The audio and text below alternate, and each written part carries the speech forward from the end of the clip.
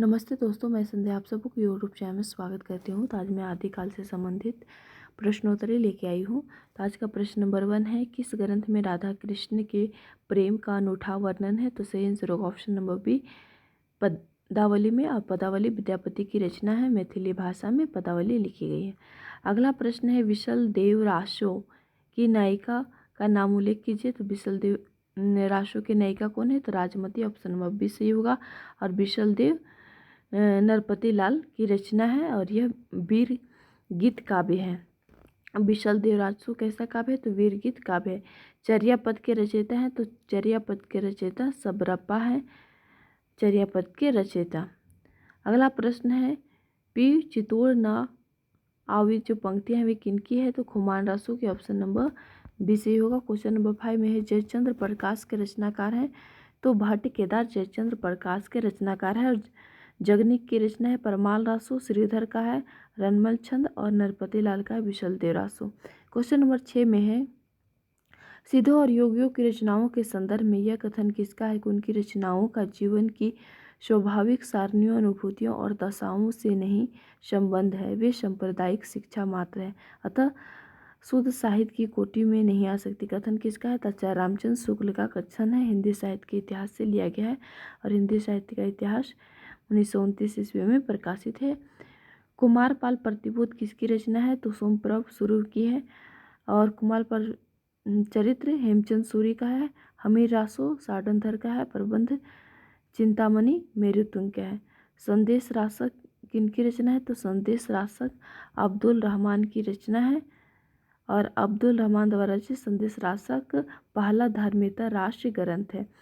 देसी भाषा में किसी मुसलमान द्वारा लिखी प्रथम काव्य ग्रंथ, जो देश भाषा में मुसलमानों के द्वारा लिखित प्रथम काव्य ग्रंथ संदेश रासक को माना जाता है। और संदेश रासक एक कैसा काव्य है? खंड काव्य है। इसमें विक्रमपुर की एक वियोगिनी के विरह की कथा वर्णित है। नरपति लाल ने विशल देव रासो नामक रासो ग्रंथ की रचना की है। चंद्रबरदाय पृथ्वीराज रासो नामक ग्रंथ की रचना की है। परमाल रासो अल्लाखंड के रचनाकार कौन है? जगनिक। विद्यापति की पदावली मैथिली हिंदी में रचित होने पर निम्नलिखित में से किससे प्रभावित है? तो बांग्ला भाषा से प्रभावित है। और विद्यापति शैव संप्रदाय के कवि हैं। और विद्यापति की रचना संस्कृत में कौन कौन से हैं? अवहट में और मैथिली में। तो मैथिली भाषा में पदावली और गौरख विजय, और अवहट में कीर्तिलता और कीर्ति पताका है। और संस्कृत में शैव सर्वसार है, गंगा वाक्यावली, भू परिक्रमा, इस तरह से। और डॉक्टर बच्चन सिंह ने विद्यापति को जातीय कवि कहा है। हजारी प्रसाद द्विवेदी ने विद्यापति को श्रृंगार रस के सिद्धिवाक्य कवि कहा है। विद्यापति कीर्तिलता की रचना भृंगी संवाद के रूप में हुई है। भला हुआ जो हमारी बहिनी हमारा कंतु, जो पंक्तियां हैं वे किनके हैं? हेमचंद्र की पंक्तियां। हेमचंद्र गुजरात के सौरकी राजा सिद्धराज जयसिंह और उनके भतीजे कुमार पाल के राज दरबार में रहते थे। हेमचंद प्रसिद्ध जैनाचार्य थे और उनके काव्य और इनके जो व्याकरण ग्रंथ का नाम सिद्ध हेमचंद शब्दानुशासन हेमचंद्र का यह व्याकरण सिद्ध हेमचंद नाम से प्रसिद्ध हुआ। आदिकाल को चारण काल इनमें से किस साहित्य इतिहास के लेखन में कहा गया है? तो रामकुमार वर्मा ने कहा है आदिकाल को चारण काल। तो देख लीजिए नाम विद्वान ने क्या, तो चारण काल ग्रियर्सन, आरंभिका मिश्र बंधु ने विजबपन, महावीर प्रसाद वीरगाथा, रामचंद्र शुक्ल, हजारी प्रसाद द्विवेदी ने आदिकाल और श्री सामंत राहुल संस्कृत ने कहा। अमीर खुसरो हिंदी साहित्य के किस काल से संबंधित कवि हैं? तो अमीर खुसरो किस काल से? आदिकाल से। और इनका जन्म 1253 और 1325 में निधन हुआ था। वास्तविक नाम अबुल हसन था। और अमीर खुसरो के गुरु निजामुद्दीन औलिया के शिष्य थे अमीर खुसरो को खड़ी बोली हिंदी का आदि कवि कहा जाता है। खुसरो ने दिल्ली के सिंहासन पर 11 राजाओं का आरोहण देखा था। और उनकी रचनाएं कौन कौन सी हैं देख लीजिएगा। अगला प्रश्न है, इस संबंध में इसके अतिरिक्त और कुछ कहने की जगह नहीं कि यह पूरा ग्रंथ वास्तविक में जाली है। पृथ्वीराज रासो विषयक यह स्थापना किसकी है? तो रामचंद्र शुक्ल की है। और पृथ्वीराज रासो को अप्रमाणिक, प्रमाणिक और अप्रमाणिक किन किन विद्वानों ने माना है? तो बुलर, गौरीशंकर, हीराचंद ओझा ने, रामचंद्र शुक्ल और देवी प्रसाद और कविराज श्यामल दास ने अप्रमाणिक माना है। प्रमाणिक में श्याम सुंदर, कर्नल टाट, मिश्र बंधु, मोहनलाल विष्णुलाल पांड्या ने उन्हें प्रमाणिक माना है पृथ्वीराज रासो को। और हजारी प्रसाद द्विवेदी ने अर्ध प्रमाणित, सुनीति कुमार चटर्जी और दशरथ जोधान भी अर्ध प्रमाणित माना है। अगला प्रश्न है, इस ग्रंथ में श्रृंगार की प्रधानता है, वीर रस का किंचित आभास मात्र है। आचार्य रामचंद्र शुक्ल की यह मान्यता किस ग्रंथ के संदर्भ में है? तो विशल देव रासो के संदर्भ में कहा गया है।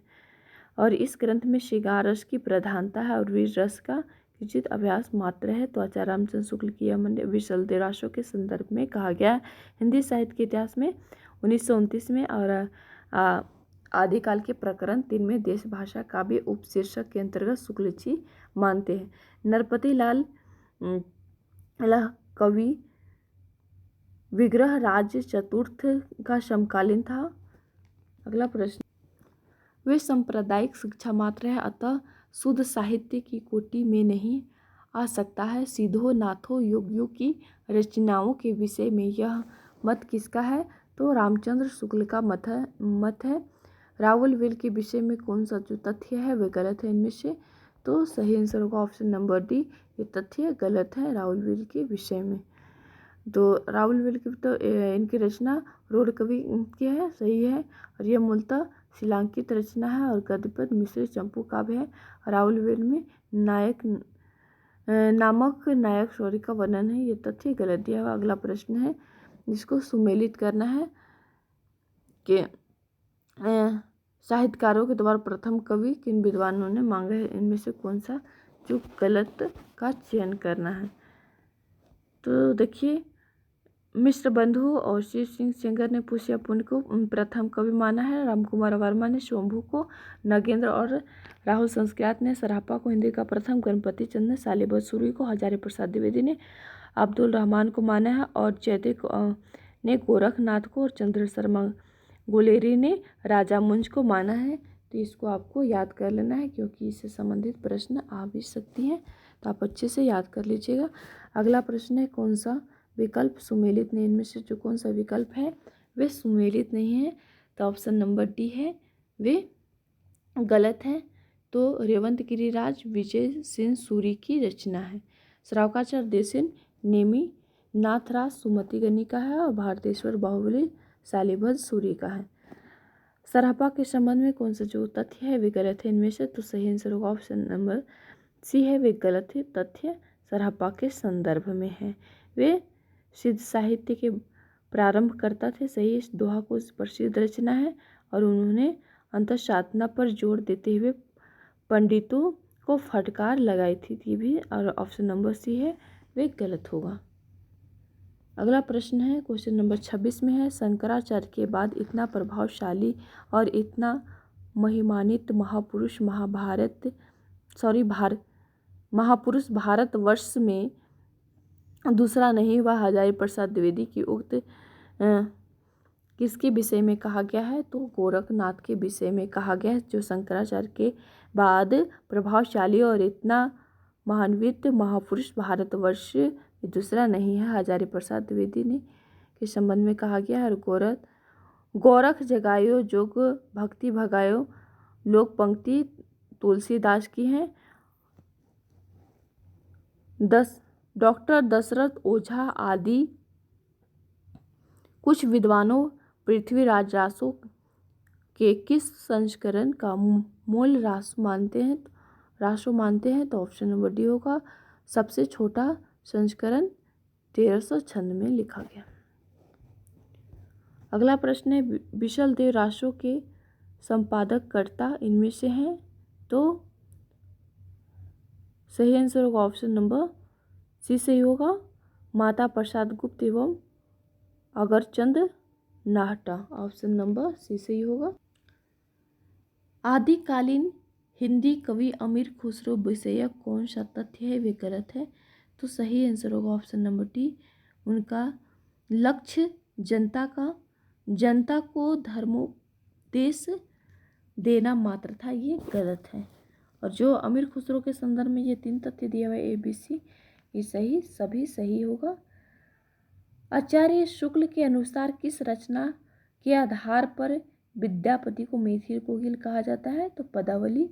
और पदावली के आधार पर विद्यापति की कौन कौन सी रचना है, तो लिखनावली, पुरुष परीक्षा, दान वाक्यावली, ये सभी विद्यापति की रचनाएं हैं।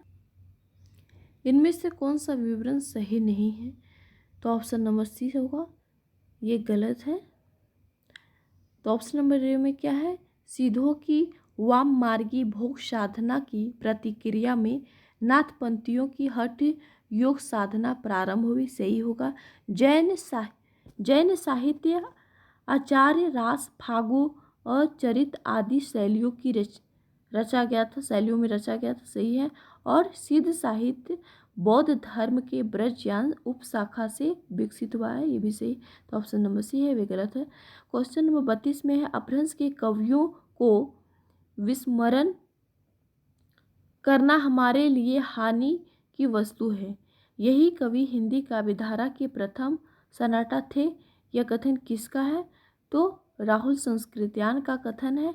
और आचार्य रामचंद्र शुक्ल ने पुरानी हिंदी को प्राकृत भाष हिंदी या अपभ्रंश कहा है। राहुल संस्कृत ने हिंदी का प्रथम कवि सिद्ध सरहप्पा को माना है। क्वेश्चन नंबर 33 में है कि इस पुस्तक की भाषा को कवि ने स्वयं अवहट कहा था। इसमें बीच बीच में मैथिली भाषा के प्रयोग आ गए हैं। भाषा के अध्ययन की दृष्टि से इस पुस्तक का महत्व ही है।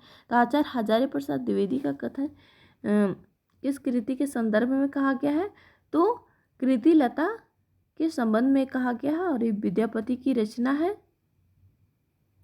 विद्यापति का जन्म 1350-1450 माना जाता है उनकी जीवन का। और रचनाएं हैं वो परिक्रमा, पुरुष परीक्षा, लिखनावली, कृतिलता, कृति पताका। और वर्ण रत्नाकर की रचना क्या है, ज्योतिश्वर ठाकुर। 34 नंबर में है कि साधारणतः सन ईस्वी की 10वीं से लेकर 14वीं शताब्दी के काल को हिंदी साहित्य का आदिकाल कहा है। और हिंदी के प्रारंभिक काल विषयक यह कथन किस विद्वान का है, हजारी प्रसाद द्विवेदी का है। क्वेश्चन नंबर 35 में है दोहा चौपाई का सबसे पुराना प्रयोग शायद यही है। जो कुछ पुराना साहित्य उपलब्ध है उसे लगता है कि पूर्वी प्रदेश के बौद्ध सिद्धों ने ही इस शैली में लिखना शुरू किया था। तो सरहप्पा विषयक यह कथन किसका है, तो हजारी प्रसाद द्विवेदी का कथन है।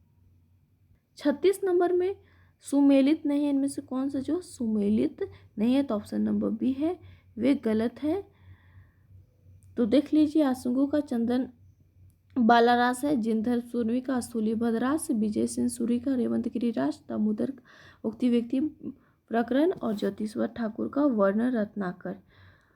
क्वल्यमाला कथा के लेखक हैं तो उदयतन सूरी हैं, ऑप्शन नंबर बी सही होगा। और क्वेश्चन नंबर 38 में है पुष्प या पुण्य को हिंदी का प्रथम कवि किस आलोचक ने माना है, तो शिव सिंह सेंगर ने। पुष्प या पुण्य को हिंदी का प्रथम कवि शिव सिंह सेंगर और राहुल संस्कृत ने 7वीं शताब्दी के। और सरहप्पा दोहा कोश इनकी रचना है। और डॉक्टर गणपति चंद्र